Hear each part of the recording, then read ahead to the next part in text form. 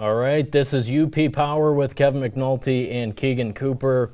UP Power coming your way on Sunday, a live special ahead of the Superior Dome Showdown. Tom Izzo, of course, bringing his Michigan State Spartans up here to play an exhibition game against NMU.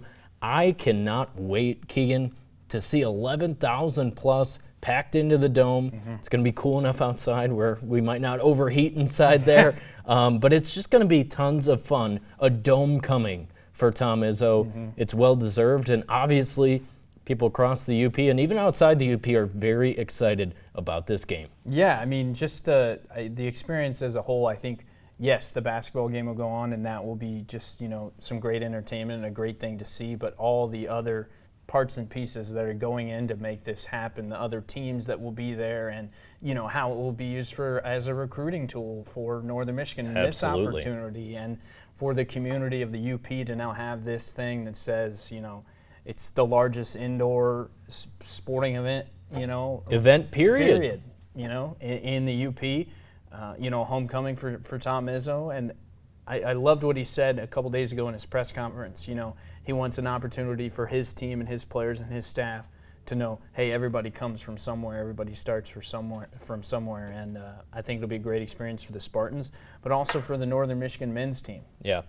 Who's recently been successful. Well, yeah, you're right. Coming off of 2 great seasons, the timing is great for them because, if they were, finishing below 500 every year, and then you got Michigan State coming up here, a Big Ten team, and you're looking at like a 50-point loss maybe. I would expect Michigan State to win this one. Like we said, the game is not the most important part, but for sure the Wildcats will compete out there on Sunday. We're looking forward to the basketball and everything going on around it. The other thing that Izzo said to our Dave Ellis earlier this week when we caught up with him is over the course of his career, he's entering year 30 as the head coach at MSU. Over the course of his career recruiting, he's always gotten to see where his players are from. Whether it be in Detroit, Saginaw, Chicago, all over the country, really, if you look at his roster, of course, because, they're blue blood, essentially, in college basketball. They have players from all over the country. He always goes and, meets with their family in their home. Well, now they get to see where he's from. I would imagine there's probably not anyone on the roster who's been to the UP before. I wish they were driving a little bit so they could come across the bridge and have that experience, but they're flying in Friday afternoon, and, they'll get to see Marquette. They'll get to see everything that NMU can boast about their athletic programs, which is a lot right now, especially with the new arena for men's basketball. Of course, they're not playing there, but they will get to see it.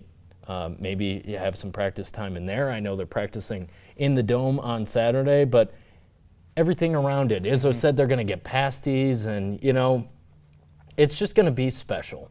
And on top of it, like you mentioned for NMU, the exposure, being on Big Ten Network. Yeah, I mean, Bill Raftery calling one of your games. For a D2 school, you don't get that. It's a dream, It's a dream come true. I think it will be it'll be a thing to experience it, but it will be another thing to be able to, watch this and know that this happened for years to come. The exposure for we'll never forget it. Yeah, we won't. Yeah, for sure. And I mean, the exposure. I imagine 12,000 other people won't forget it. That's how special this is going to be, and we don't even know exactly how it's going to look. You're working on a story on how they're transforming the Dome from a football venue to a basketball venue, a little bit like a Final Four. Izzo's been to 8 of them. He knows how that goes. But I'm trying to picture it, and I really can't in my mind entirely, which is a good thing because I think on Sunday I and so many other people are just going to be in awe of what we're seeing. Yeah, I mean, even today, laying down the floor, and they got the court down, and I was like, how is this going to – and then they're starting to put the bleachers in, and it's starting to come together. It really is, at the end of it all, on Sunday, come tip-off, going to look like a basketball arena, and you wouldn't have thought that, going into it, knowing that, football is played there. It's just – it's almost indescribable because I think that people – when they go into the Dome on Sunday to watch it or watch it on, Big Ten Network, are just going to be in awe. Yeah, as we mentioned, the game is on Big Ten Network, but of course, tune in to TV6 at 12 o'clock Eastern, 11 Central for our pregame special. It's a UP Power special. We're using that branding because, why? Tom Izzo has a lot of UP power. He's shown that over the years, growing up in Iron Mountain, playing at NMU, being an assistant coach at NMU before he went to state. And he's only ever coached 3 places: Ishpeming High School, Northern Michigan, and Michigan State. That is really cool as well. Obviously, when you have the success that he had at Michigan State, he's not going anywhere. Obviously, he's been there for 30 years. It's just so exciting. So 12 o'clock, tune in. We have so much planned. Dave Ellis and I will be on the floor getting you set. Keegan will be upstairs telling us a little bit more about how they're going to pull this off. And Elizabeth Peterson, Tia Trudgeon will be outside talking to fans who I know are very excited as well. Anything else on the game? Go Wildcats. Yeah. I think go green, go gold. Yeah, I don't know. Are we going to get go green, go white chance? Yeah. I don't know. I'm glad they share the color, though. Yeah. The color green. It's a little bit different. The shades are a tiny bit off, but super excited. Tune in to TV6, 12 o'clock on Sunday. We have hockey to talk about. It's October. We have so much to talk about, but we will start talking about hockey because both NMU and Tech are in action tonight, Friday night. We saw them play an exhibition at Tech last Saturday, 4-3. The Huskies win it. So let's start with NMU. They're at Colorado College this weekend, ranked number 11 in the country. So that's a tough one, NCHC team. They're going on the road, but what they showed last week is this team is going to be competitive. Yeah. And that's the most important part. I was very impressed with everything Dave Shayak did in the preseason, taking this roster, which was non-existent, really. Yeah, they had 4 players. 4 players, yeah. Tanner Latch, their captain, was hurt most of last year, too. Yeah. So you have very little continuity, and these guys came out Saturday night and showed that they're a legitimate hockey team in the CCHA, and I think that's all you can ask for. The other thing that stands out to me, and I think you'll agree, is that most of these guys have never had an opportunity like this to see ice time in D1 like they are going to this year.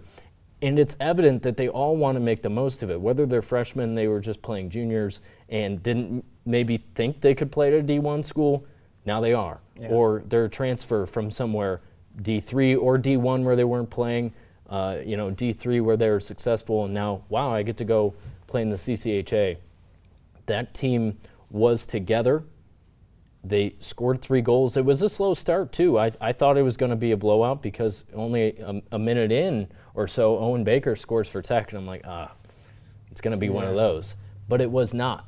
And, Tech took a 2-goal lead 2 different times, even in the third period, and the Wildcats kept scratching back. Yeah. And the Huskies aren't quite where they're going to be right now. I think we all know that. Max Varanen in net was very solid. Joe Sean was very pleased with the goaltending overall. I think where he wanted to see a step up as they get ready to host Alaska Friday and Saturday is, defensively on the forecheck and things like that. Yeah. But at the same time, NMU was really solid. And Olette in net played the whole 60 minutes. He gave up the 4 goals, but it didn't look bad. Nothing looked bad. Yeah, you go into that exhibition and it could have been, like you said, a blowout. It could have been 4-0. It could have been 6-0. 15 freshmen on that NMU roster who are all going to see ice time, and I think that is a big motivator for them as a team, is knowing, hey, our lines aren't set yet. Everybody's going to get their opportunity. I, as an individual, am going to work as hard as I can to make the best opportunity and make the best out of it. And,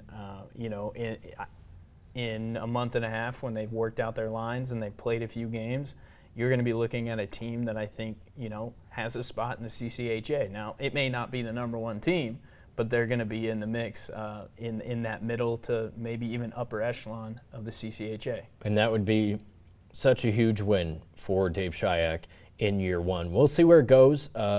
Joe Sean, after the game, didn't talk to Shayak, but I did talk to Joe Shawn, and he was very impressed. And they go way back, those two. He was calling him Schicker during his press conference. So that's funny to see, knowing their rival coaches at this point. But at the same time, he said in a month, I wouldn't want to play those guys. Well, they do have to play them in less than a month. November 1st and 2nd is the first time those two teams will meet in a rivalry game. Of course, we'll air that one, and should be interesting. It was only a 1-goal difference in the exhibition.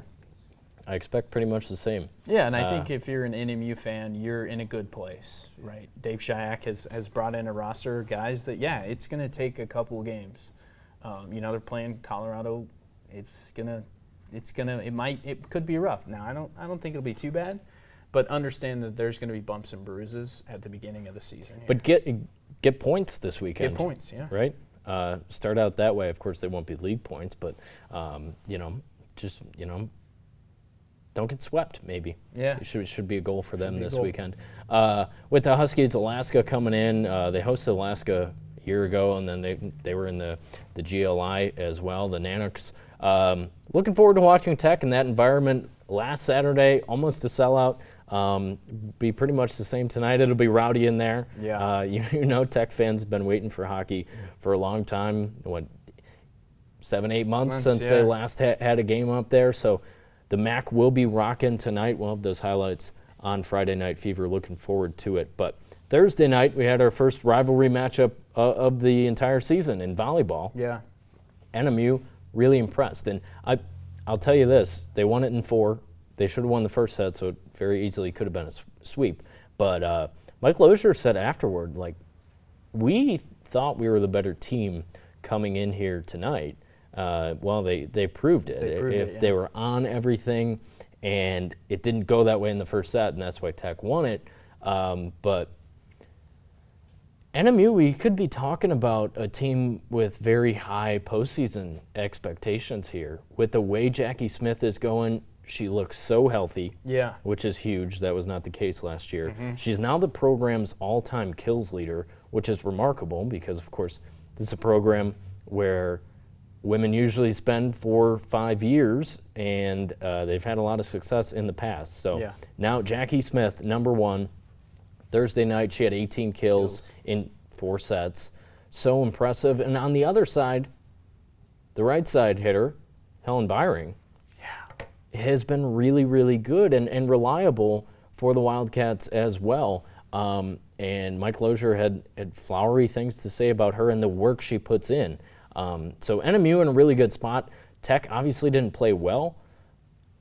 I think they'll be all right, but maybe Mike Lozier's right that NMU's the better team this year. It doesn't mean Tech can't, knock them off next time they see each other, but very impressive from the Wildcats Thursday night at Vandeman Arena. Yeah, and I think the arena played into it. That environment, it was loud in there. It was filled with fans. A lot of students, A lot of students at that game, and I think NMU dropping that first set almost gave them more energy in the second and third set. I'm just looking at the set scores here. So set 2, a close one.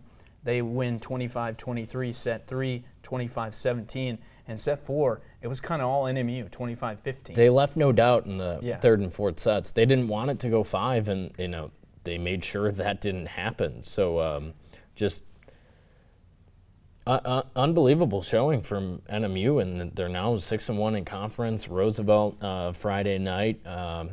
Should be feeling good about that one. And Tech gets the Roosevelt Lakers on Saturday, so at home.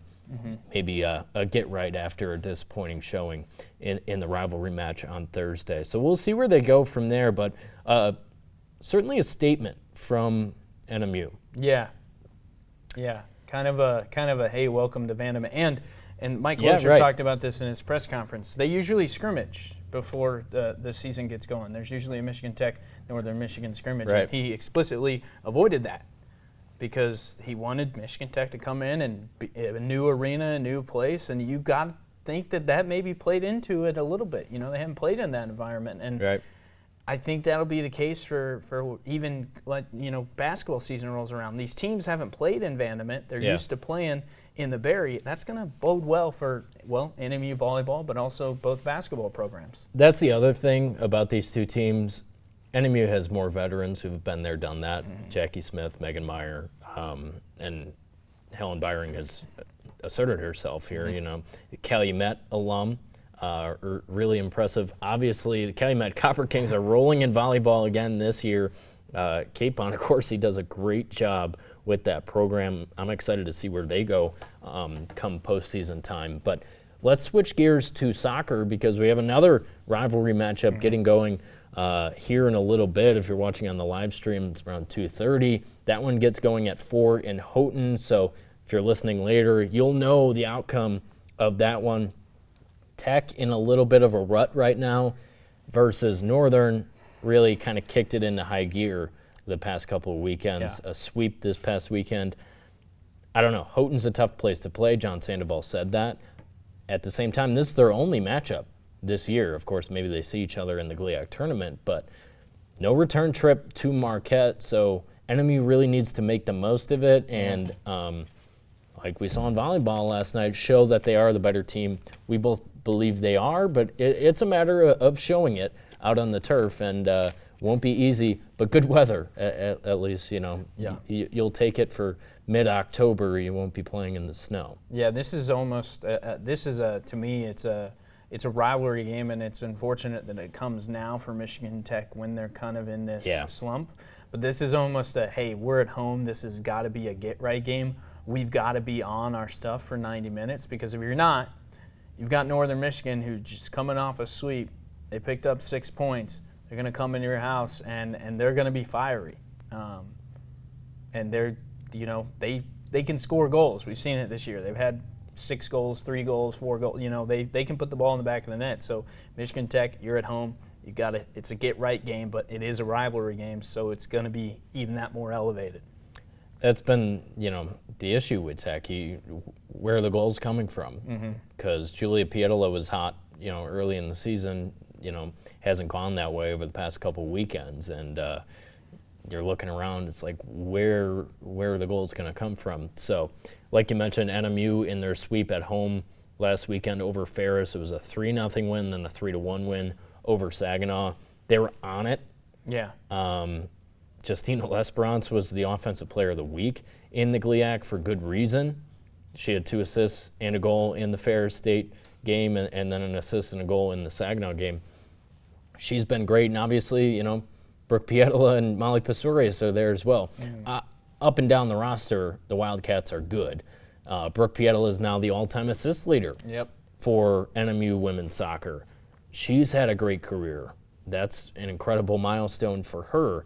And NMU, I know, wants to keep it rolling this evening against their rivals. We'll see what happens. You might know the outcome of that one by the time you listen to this. But, yeah, we'll have that on Friday Night Fever. Looking forward to it. Where to next? Football? Football. Let's start with Tech. Yeah. Probably let's should. Start with Michigan Tech. I think for them, for Michigan Tech, a good win, but they can be better, I think. They can be a lot better. They can be a lot better. Now I was there. Right. It was a 22-7 win over Wayne State, and Wayne State was winless. Yeah, and let me preface by saying a win in the GLIAC is a win in the GLIAC. And that's what Dan Metlick said, and Alex Freeze told me afterward as well. Absolutely, you take it. And the game was also never really in doubt. Yeah, no, they were going to win, but they can be better. I think they, you know, it's a matter of, you know, putting the ball in the end zone. Yeah. Because Avery Kucharski actually was dealing with an injury a little bit, so there were a couple times they went for it on 4th down where Dan Metlick said normally if we had a healthy kicker, they wouldn't have gone for those. I believe they were 1 for 3 on 4th down. But, you know, hopefully Kucharski, you know, gets healthy. They have Davenport at their place this weekend. Davenport lost to Grand Valley 24-7. I don't know if that tells you a whole lot because Grand Valley is really, really good. But you have Davenport at home again. That was a very disappointing game a year ago, 28-0, that the Panthers won that one.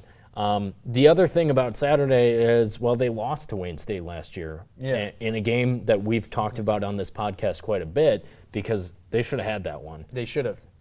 So good response.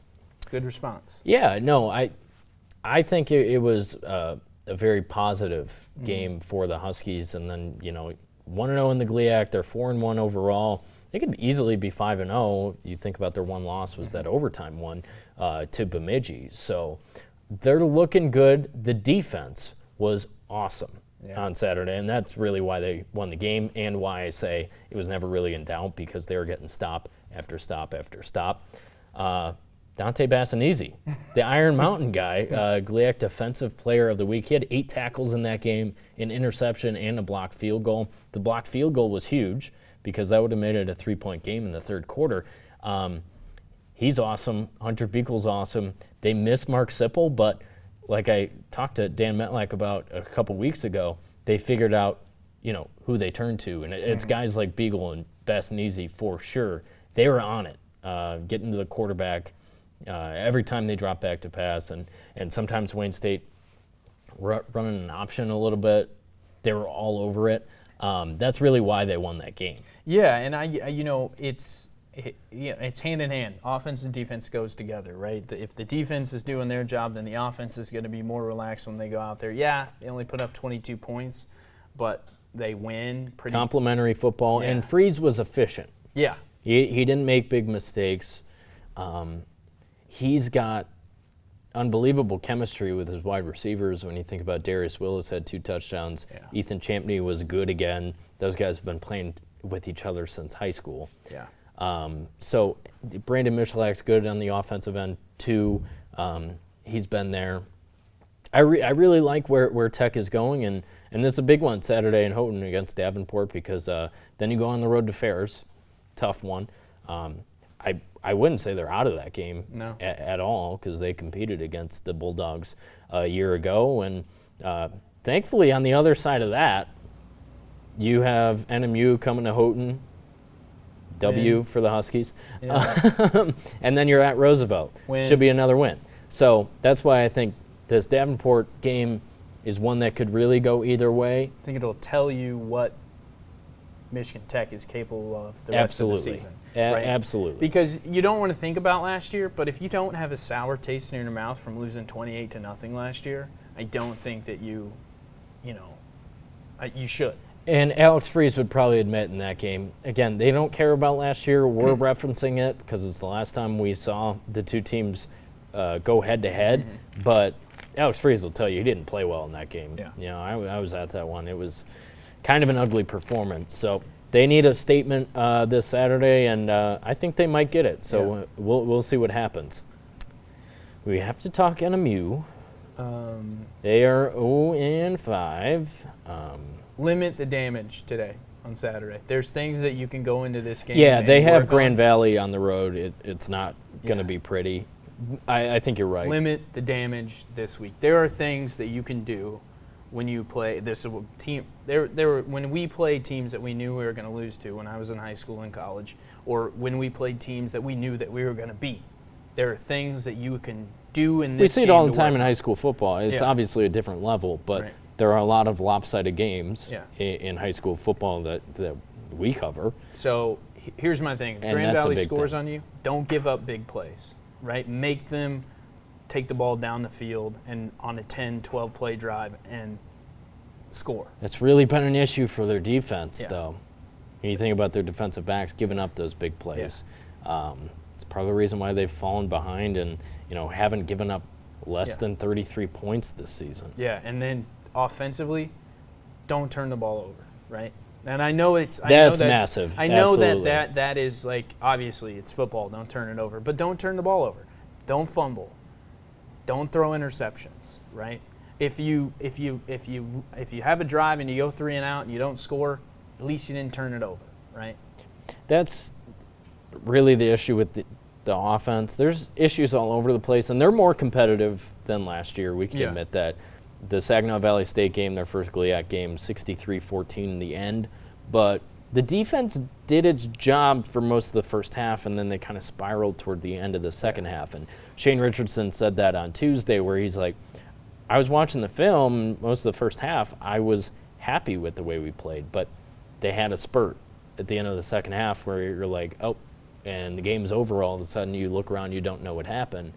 It's because giving up big plays. Turning the ball over, it happens fast. Yeah, I mean, second quarter in that game, it's 14-7 with, I think, 8-9 minutes left. And you're like, okay, like this is a game. And then 35 points later, you know, it's not. And so that is my thing for Northern Michigan on Saturday is limit the damage. Limit self-inflicting wounds. Don't turn the ball over, right?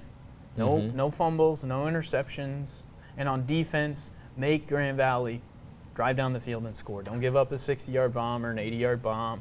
You know, do those things, and I think that you can take Saturday as, you know, you can take some things out of Saturday as we were successful in our game plan. Like they were able to take something out of the Saginaw game. Yeah. Offensively, it's definitely an issue. They still don't really have an answer at quarterback because Aiden Horde hasn't been good. But he also hasn't been trusted to throw the ball very much. When he has, he's thrown way too many picks. Austin Riddle, who we were told could get the start against Saginaw, took one snap and fumbled, right? So there's no continuity in the quarterback room from my perspective right now. That's hurting them. Clearly there's just not enough confidence in Horde, the true sophomore, to be out there and throwing the ball and leading the offense on every drive. You know, I don't know if, you know, the lack of confidence there is hurting NMU overall, where he can't get into any sort of rhythm, but it hasn't looked good at that position on offense. They can run the ball. They can. But when you're chasing points, it doesn't help you too much. Yeah, you know, you can't. And when you play these high-powered teams like Grand Valley who are going to score, you've got to be able to throw the ball to keep up with them. Yeah.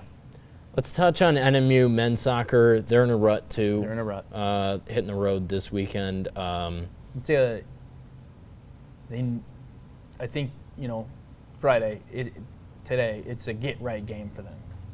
They got to get right. Yeah, it needs to be. It needs to happen. They've dropped 3 in a row, haven't scored in any of them. Yeah. And have had opportunities. For sure. That St. Cloud game was a midweek matchup, conference matchup.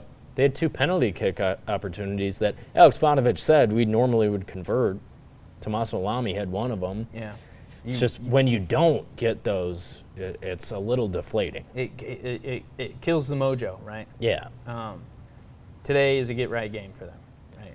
Yeah. At Davenport on Friday, and then at Saginaw Valley on Sunday. So I won't even say get-right game. I'll say get-right weekend, right?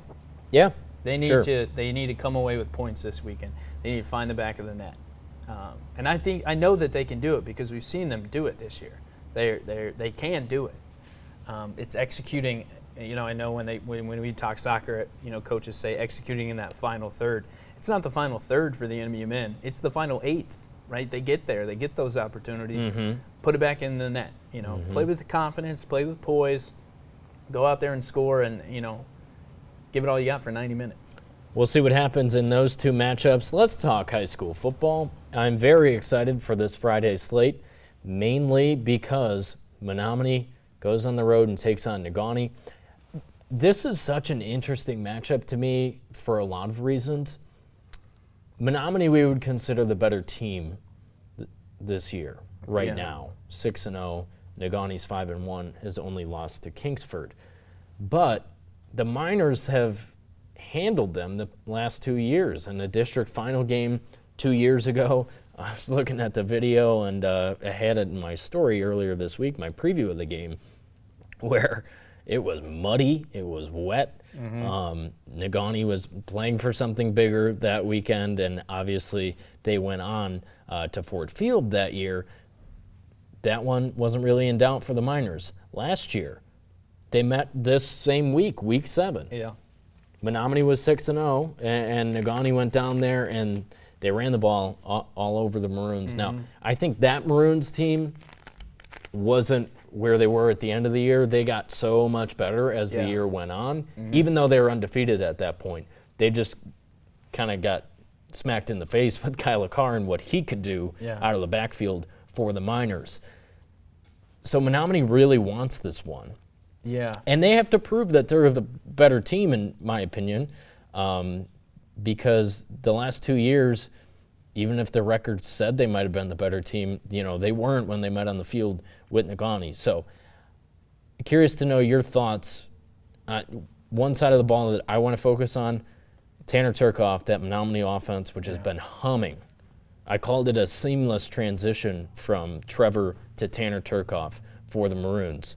I think it has been. But Tanner Turcoff needs to show that he really can do it all like he has through 6 weeks this year. And, those guys that Menominee has run the ball to, they've been solid and doing everything asked of them. On top of that, we've talked about the Menominee offensive line. They don't impress you when you look out there, but then, boom, every play, they're getting hats to the ball, and it's really impressive. They're so well coached, and then the Negaunee defense is tough. Yeah, they've been really good this year. Even that Kingsford game that they dropped, they gave up 29 points, but only a touchdown in the second half. So they really settled in. They have big bodies. Dave Carlson is a guy I always watch out there because he's a senior and he's big and he hits hard. So Negaunee's defense really good. Can they stop the Maroons offense? I don't know. That's my big question. Yeah, and I think it comes down to, at least on Menominee's side offensively, is Tanner Turcoff. Has played in big games, right? They were at Ford Field last year, For right? sure. So he's not going to be. I don't think that there'll be any nervousness or nervous bone in his body, right? He's played in those big moments. But Negaunee is coming after you, and they're not going to just come after you for 1 quarter or 2 quarters or 3. It's a full game. Mm-hmm. Does he execute in those moments? Now, and we talk about the Menominee, offensive line. Everybody blocks, right? So I think that might be the deal breaker is when Tanner hands the ball off, Tanner's getting a block, right? And so it's going to be those extra yards that they get. Yeah. Is Negaunee able to deal with that? Tanner can air it out, right? They have receivers that can get down the field and catch it. Is Negaunee's secondary going to be able to keep up with? I would say, I would describe Negaunee football as built and strong and tough. And I would almost describe the Menominee offense as lengthy, speed, agile, quickness. So it's those two. I joke. I don't want to say David and Goliath because it's really Goliath and Goliath. Yeah, that are going to meet on the field, absolutely right? is. These phenomenal programs. So at the end of the day, it's can the speed and quickness and agility and of Menominee outweigh the sturdiness and toughness and strength of Negaunee.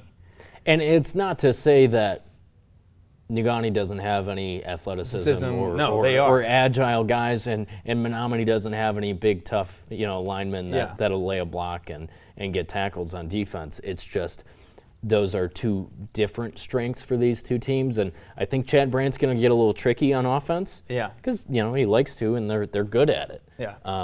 How does the Negaunee defense respond to that? Let's talk about Negaunee's offense a little bit, and something we've been talking about a lot, and you definitely confirmed with Paul Jacobson earlier this week that they trust Ty Jacobson to do a lot more than he has the past 2 years as starter, and he was very confident on Tuesday in himself, which you love to see. As a third-year starter, he should be, and like he said, he's played in big games before. But he's airing it out a little bit, and part of the reason why I say Negaunee's athletic too is because some of those wide receivers, and they've been connecting a little bit more over the course of this season. Brady Mager is an athletic kid, and Barron Heslop is really good on defense, but he's really good on offense too. So Negaunee can move the ball, I think, but they need to do it consistently. You think about that Kingsford game, it took until the second half when they were putting points up and they were chasing. So they can't start out rough. No. If you're the Miners at home, you shouldn't in front of your home fans. Yeah, I mean, and that's, dare I say it, that this game isn't going to be won on the ground. It might be won through the air, right? Which is interesting. Which is interesting. We're not necessarily used to that. Let's switch our focus a little bit and talk about a team that does like to air it out quite a bit. Marquette, 5-1 now. That Escanaba game on Friday, it was tough seeing Esky move the ball over and over again. They couldn't turn it into points. Yeah. Just one touchdown there at the end, and Marquette didn't look necessarily like they did weeks 1 through 3 when they were putting up 50 on teams, but again, they were moving the ball. And how about that play? Double reverse and then through the air, Kyler Sager to Ford Richardson. That was a tricky play, and it was fun to see. Marquette played solid. Yeah. Very solid, and they have a big matchup tonight, which could decide the Big North. It's Marquette at Petoskey, a team they split with last year. It was a comeback win in Ford Richardson's first game coming in as quarterback. He actually relieved Jackson Jermu in that game, and they came back and won it. And then the postseason they fell to Petoskey. So this is a fun matchup. We're going to get highlights from folks in the Traverse City area. So Marquette, big game for them. Obviously not another UP team, so we don't know a whole lot about Petoskey this season, but two really good teams this year right now. As I mentioned, the Sentinels 5-1. Yeah, and I think for Ford Richardson, his confidence has got to be high going into this game, knowing, hey, last year I came into this game and we beat this team, Now, again, they did lose to them. They're probably a little ticked off about that playoff loss. Yeah, they lost him a little bit later on in the playoffs, but it's like we know we can beat them because we've done it before, and we know that they're going to be fiery because, they got us in the playoffs, and we're fiery because they got us in the playoffs. So all signs, for me, point to a yes of a win for Marquette, but they've got to go out and do it, right? And it may be they've got to go out and be fiery on offense and put a lot of points up on the board and get that lead early, and then be able to kind of ride the rest of the game comfortably. One guy in Marquette I failed to mention when talking about how they can go through the air, Kyler Sager's been really good, but Jacob McPhee and his height and his length, he had an interception last week on defense, and obviously Richardson can kind of throw the ball up to him most of the time and know, big fella's going to catch it. Yeah. So that's a huge luxury for Marquette. We'll see if they show off that connection a little bit this Friday night. Like I said, we're getting highlights of that one, so we'll see Marquette in action. Kingsford has Westwood at home. Oh, yeah, Westwood's an interesting team. Yeah, don't count them out. I think they're a little outmatched against Kingsford. The Flivers at 6-0, trying to go to 7-0. If Menominee falls, they could be looking at number 1 spot in the UP poll. But Kingsford needs to keep doing what Kingsford does, I think, in my opinion. Iron Mountain has Bark River Harris at home, looking to move to 7-0. Mountaineers, we talk about it, haven't necessarily been tested, but they take care of business. Alex Jane is really, really good out of the backfield. He's been Player of the Week from Vertical Raise, more than one time, at least as an honorable mention. So Iron Mountain looking good. They have Bark River at home. See if they can keep it going. Bark River's played pretty well, but those teams already met at Bark River. It didn't go so well for the Broncos, so we'll see what happens tonight. Thinking about 8-player, no big marquee matchups in 8-player this weekend, but we did have one last week, and Norway, you could see it. That felt good for the Knights. Getting a win over Munising, it was Munising's first loss of the year. I think it said more about Norway than it did about Munising. Yeah. So you have the Colino and Bai have been outstanding. And thinking back to that Forest Park game where the Knights went on the road and fell, weren't all that competitive. You could tell that really, ate them up. And they were really injured in that game. Yeah. Healthier going up against Munising, and it was back and forth a little bit. It was a good game to have as our game of the week. But Norway comes out on top and really kind of asserts themselves. Now number 3 in the UP poll. No, yeah. I mean, that game was back and forth. I think that it like you said, it shows more about Norway than it did Munising. Norway has been able to overcome those injuries and get healthy and produce, right? Cole and Owen have been fantastic, will continue to be fantastic, but being able to deal with those injuries throughout a season, and that was a big game. It was our game of the week when Norway took on Forest Park, and they kind of knew, I think, that they didn't have all their best stuff available. Yeah. So good for Norway to get back on track. Munising, no slouch, though, at all. Carson Keenitz. No, I still believe in the Mustangs big time. Yeah, so they, maybe that's a okay. How do we elevate now? Munising, they're going to get back on track. We have a lot of 8-player teams that have the potential to make a run in the postseason and make something special happen in this year. It's really interesting when you think about who's going to be that team. Yeah. Because obviously last year there wasn't a UP team in the 8-player state finals. We aren't necessarily used to that. Number 1, Forest Park, they're 6-0, looking to go 7-0 against Ironwood at home tonight. We'll see the Trojans again this evening. Pickford is 6-0. The big one comes next week, and we'll talk about it a little bit more.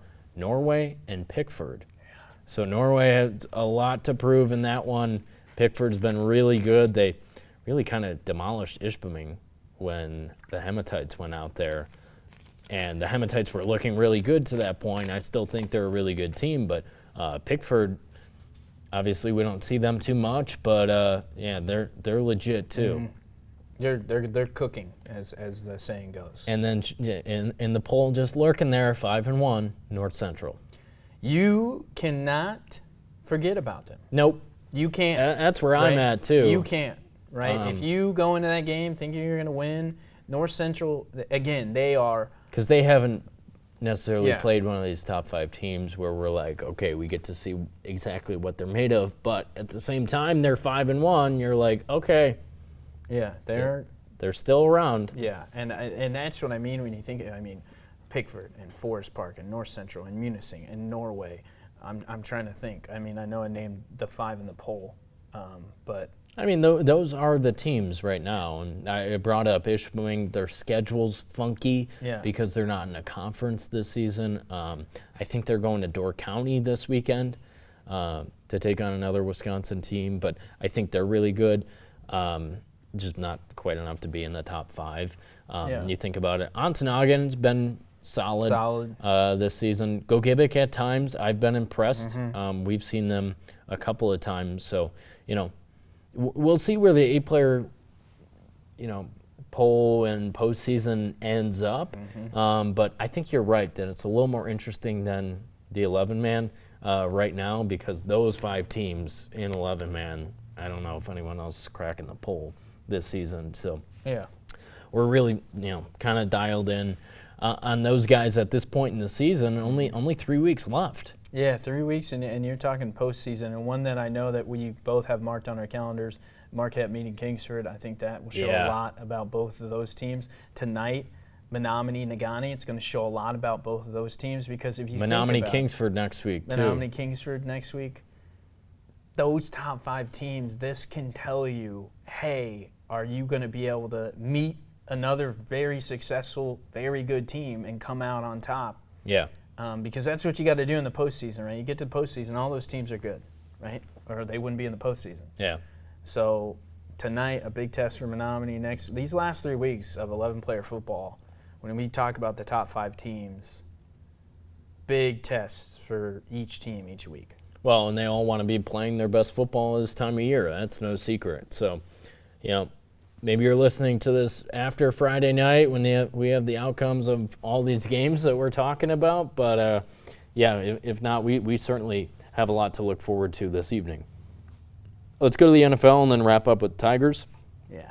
Getting ready for Game 5 on Saturday. Tarek Skubal on the mound. But the Lions coming out of a bye week, 3-1.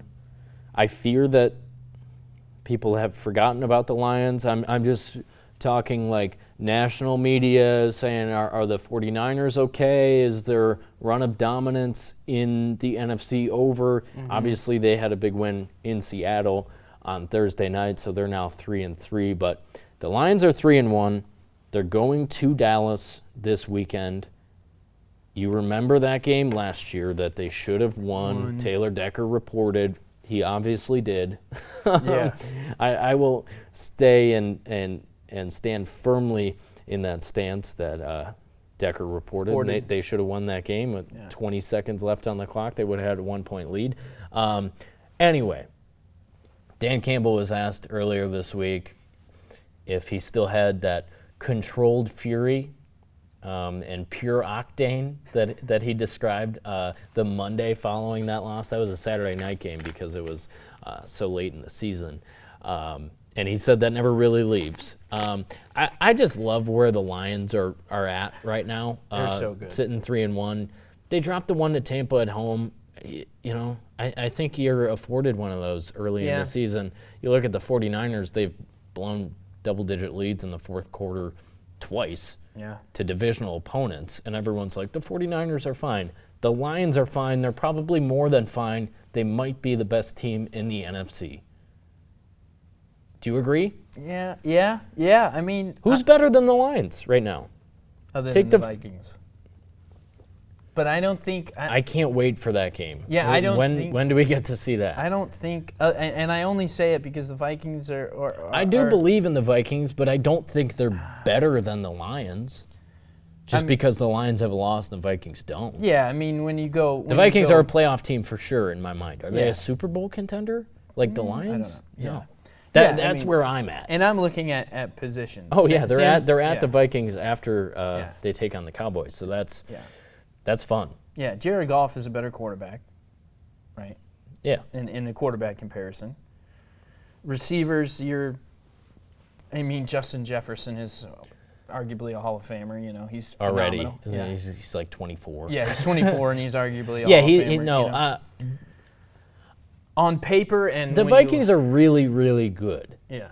I don't think they're better than the Lions. Well, we'll see. We'll see. October 20th, they meet in Minnesota. So it's a big one for the Lions going on the road. I think it's the Lions division to lose. I think so too. If that's what I'm saying, right? But like Minnesota's not going to stay this hot, right? They're going to drop some games here eventually. I know they're 5-0, but I would say yes. The Lions. I still agree. It's the best division in football. No one can argue that because the Bears are the worst team in the division. They're 3-2 and playing really good football. Yeah.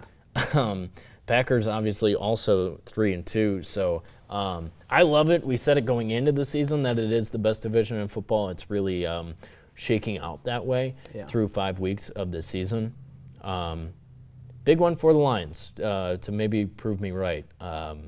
Going up against the Cowboys, who struggled with the Steelers on Sunday. And I know Pittsburgh has a really good defense, but if they don't convert on that fourth down at the end of the game, they lose that one.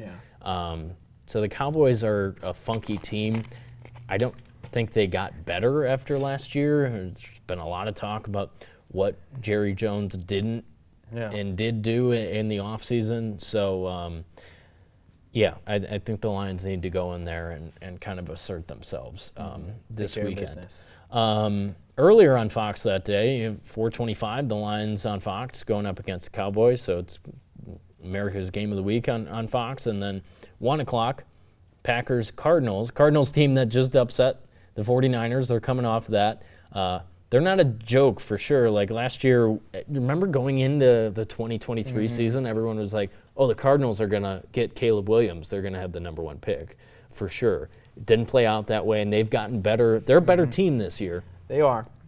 Coming into Lambeau on Sunday, Jordan Love needs to be more consistent. He was solid, at times in the Rams game.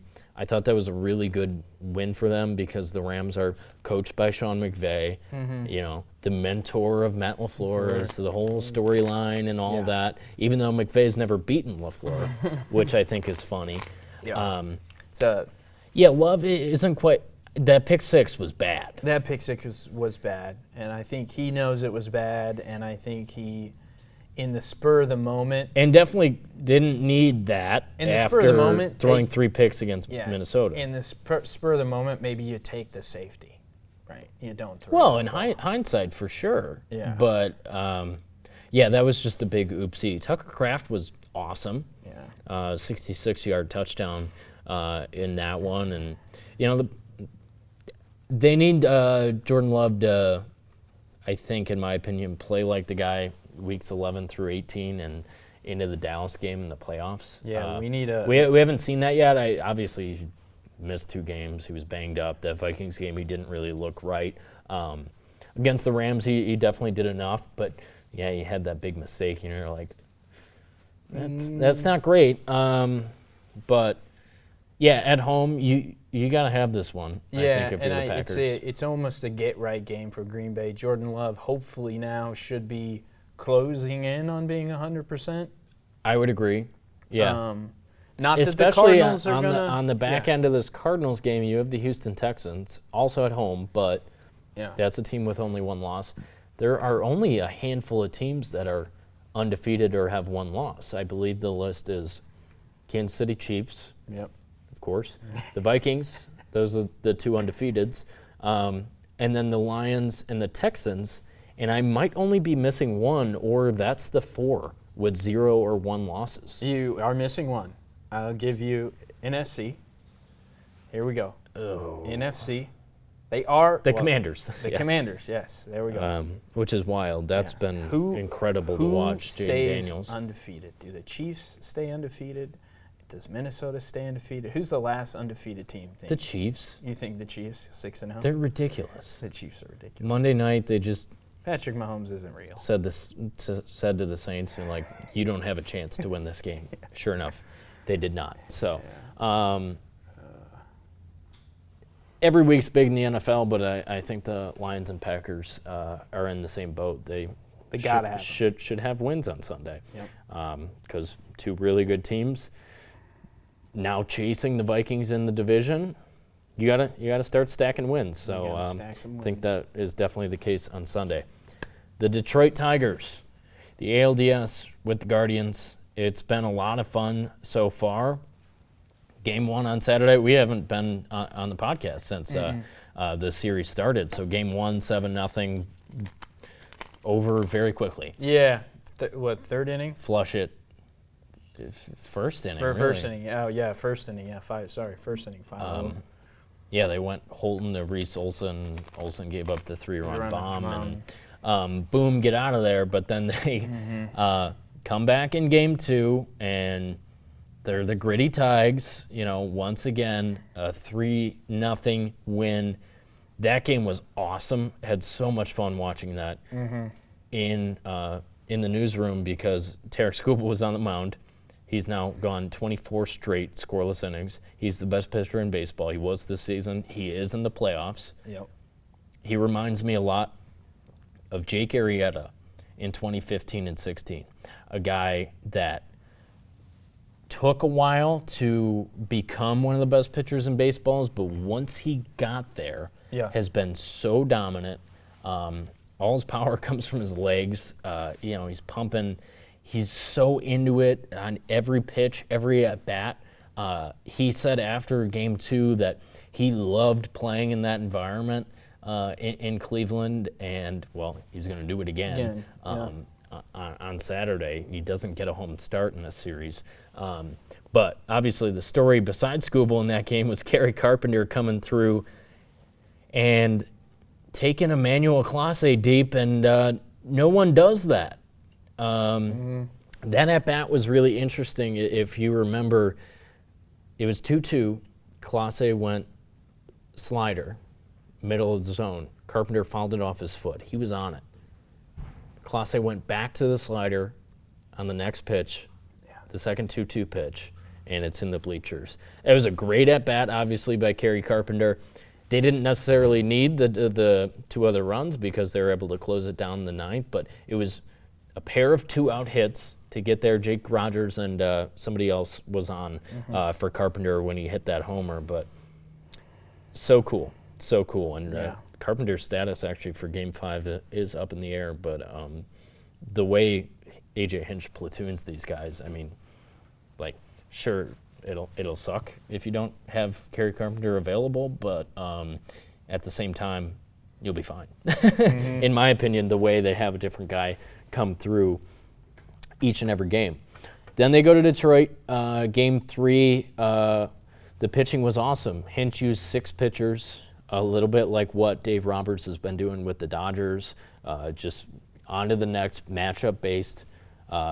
You'll see the guy face the minimum 3 batters. And it doesn't matter. Kyler Montero started that game, went 1-2-3, and he wasn't out there for the second. So Hinch in its modern-day baseball just pulling strings. He did this with the Astros a little bit, where if you don't have Skubal on the mound, you're just going to pull strings. Everybody needs to do that. And that's why I think he's a great manager. A lot of people don't like it that starters aren't going deep into games. Skubal's an exception because he's so dominant. Why would you not have him out there for 100 pitches as long as he can go, maybe 7 innings? That's what it was in Game 2. But they scratch across 3 runs, and they get a win. So it was the pitching in that one. Game 4 in Detroit, Thursday night. That was another great game. It was back and forth, though. The pitching staff, gave up a run for the first time since Game 1. And David Fry, 2-run homer he smacked in the 7th. He smacked it. Yeah. That gave Cleveland a 4-3 lead. It was also a 2-2 count. Yeah. And he smacked it. Yeah, it was. Really silenced the crowd in Detroit. So 4-3 then. They go to the top of the 9th. It's 1st and 3rd for Fry, who was pinch hitting for the homer. He's back at the plate in the 9th and lays down a squeeze bunt. Talk about getting it done. I mean, talk about 2 great managers here. Yeah. Stephen Vogt just saying, yeah, you had a homer last time up, and now you're going to bunt and get Brian Rocchio home for 3rd. Will Vest was on the mound. He fielded the bunt in quick order, flipped it home. It didn't have a chance at Rocchio. He wasn't gone on the pitch, but not long after. And he's a speedy guy, and he made it home. And that was a huge insurance run because the Tigers were able to get 1 across in the bottom of the 9th, but then you had 2 outs and nobody on, and Matt Vierling struck out. So that was the game, 5-4, small ball. I love it. Yeah, I mean, in October, you got to do what it takes to win. So hats off to the Guardians because, their backs were against the wall in that game. Yeah, so you got to do what it takes to win. And they got it done. Game 5, Saturday, 1 o'clock. It got moved up, actually, because of the weather in Cleveland. So TBS, Tarek Skubal going. You got to feel good if you're a Tigers fan. Yeah. Actually, road teams have been good in winner-take-all games over the past couple of years. It'll be Padres-Dodgers, Game 5, San Diego going on the road to Los Angeles. That's a bitter rivalry right now. I know the Dodgers are normally rivals with the Giants, but right now it's the Padres. What we saw in that game with Jerks and Profar at Dodger Stadium, fans throwing stuff, bad showing from Dodgers fans. But that Game 5 will be fun. We'll see if the Padres can get the upset and knock off the Dodgers in the divisional series again. I always like when the Dodgers lose.